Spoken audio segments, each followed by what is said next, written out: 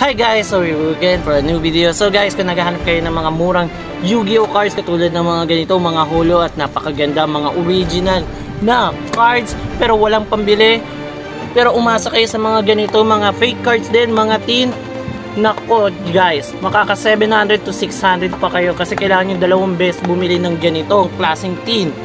Huwag kayo mag-alala, meron tayong napakamurang Yu-Gi-Oh cards galing kay Father Meg. So tignan nyo naman lahat ng mga gawa niya, napakaganda at almost authentic TCG cards. So ano pa ba meron sa kanya? Huwag kayo mag-alala. Kung gusto nyo mga holo makikintab, huwag kayo mag-alala, meron din siya mga ganun, paiba-ibang klase mga holo ang mga meron kay Father Megs. Ano pa ba meron sa kanya? Gaano ba kamura? Gaano ba kamura? Okay, pakita ko sa inyo. Kung bumibili kayo sa Shopee, 8 pesos isang card. Kapag bumibili kayo sa TikTok, katulad nito, sa TikTok na to, nasa 10 pesos lang. Or depende na lang kung magkano pa idadagdag kasi alam niyo naman, iba ang presyo sa Shopee.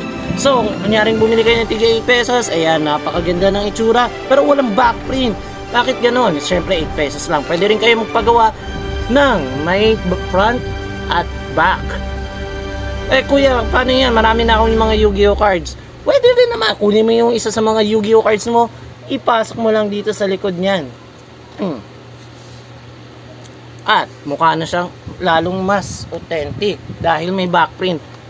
O, saan pa kayo pupunta na? Bumili na kayo kagad kay Father Megs. Ako nagsasabi sa inyo, hindi kayo talo kay Father Megs.